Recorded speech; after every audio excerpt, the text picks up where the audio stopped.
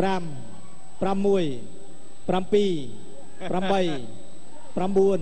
10 អ្នកភ្លេងនេះគ្រាន់តែឃើញកីឡាករសន្លប់លីស្គរលីអីរត់មុនពិធីករទៀត បង្គោលខៀវមានទូចឈ្នះបង្គោលក្រហមដោយបង្គោលក្រហមសន្លប់នៅក្នុងទឹកទី2 ហើយចប់បាត់ហើយគូចុងក្រោយបាទបង្គោលខៀវដួលគូបង្គោលសន្លប់ទឹកទី2គឺកីឡាករមានទូចគុនសិស្សអេប៊ឺថង